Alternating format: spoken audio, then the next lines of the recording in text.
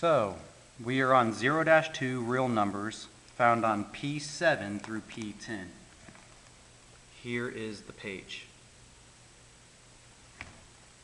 Before we get started, let's go ahead and identify some of our vocab. So natural numbers would be counting numbers, so 1, 2, 3, so on and so forth. That's what the 3 dots mean, is it continues.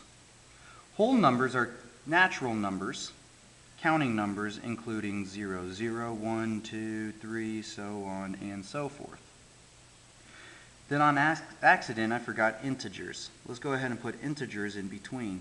Integers is negative natural numbers or whole numbers, so we would have -3, -2, -1, 0, 1, 2, 3, so on and so forth. Rational numbers. Rational numbers are fractions, ending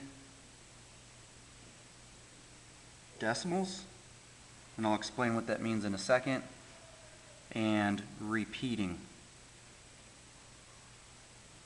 decimals. So an example would be 3/4 as a fraction, 0.75 as an ending decimal, it ends, and then repeating would be something like 0.3 repeating, and we put a repeating line. Then we have a square root.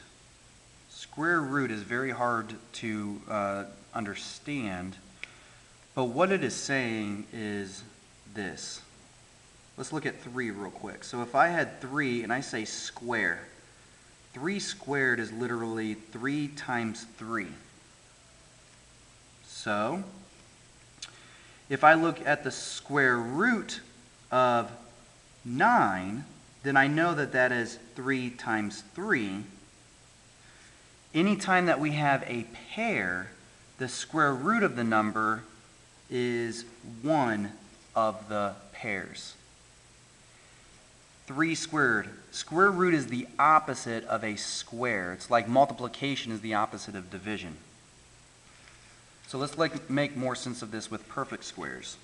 If I have, we're going to go ahead and do perfect squares. So if I have 1 squared, I know 1 squared is actually 1 times 1 is 1. So the square root of 1 has to be 1. It's the base number that you see here, and we talked about the base before. 2 squared would be 4. Square root of 4 would have to be 2. It's the base number. 3 squared would be 9. Square root of 9 would be 3. 4 squared would be 16. Square root of 16 would be 4. 5 squared would be 25, so the square root of 25 would be 5. 6 squared would be 36, so the square root of 36 would be 6. 7 squared would be 49, square root of 49 would be 7.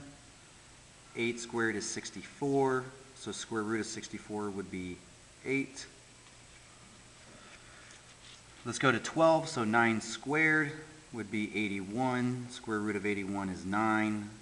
10 squared is 100, square root of 100 is 10. 11 squared. 11 squared would be 121, square root of 121 is 11. And then finally 12 squared would be 144, so square root of 144 is 12. So we'll stop there. Okay? Now let's go ahead and talk about irrational numbers. Irrational numbers are actually the opposite of rational numbers. So they are numbers that cannot be written as a fraction. So, cannot be a fraction. Okay? They cannot be an ending decimal. And they cannot be a repeat. A repeating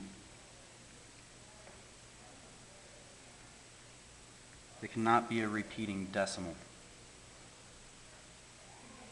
So an example would be 0.836492389, but then I would actually just have to keep going, so there actually has to be numbers that just keep going.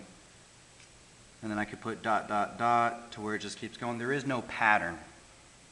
So then real numbers is all rational numbers plus all irrational. It's our entire number system. It's our entire number system. Whew. That took a long time. Here we go. It says, name the set or sets of numbers to which each real number belongs. 5/22 is written as a fraction. If I were to divide this, it would be 0.227272. So there is a pattern. The pattern is 27 after the 2. So then this would be a rational number. Letter B. Square root of 81 is actually 9. That's a perfect square. 9, if we look back up, we go backwards and it would be a rational number. Then it would be an integer. If it's an integer, then it's actually a whole number, and it's actually a natural as well. So 9 fits into all of those categories. Letter C, square root of 56. Square root of 56 would be 7.48331477 dot, dot, dot. So if I were to divide or take the square root of 56, there is no repeating decimal. Let's go ahead and define graph and coordinate. The graph is a set of numbers to draw or plot the points named by those numbers on a number line. So if I were to say graph, they are points on a number line. So let's put a point on a number line. When I say coordinate, the coordinate is the number that corresponds to that dot. The coordinate would be the number that corresponds to the dot.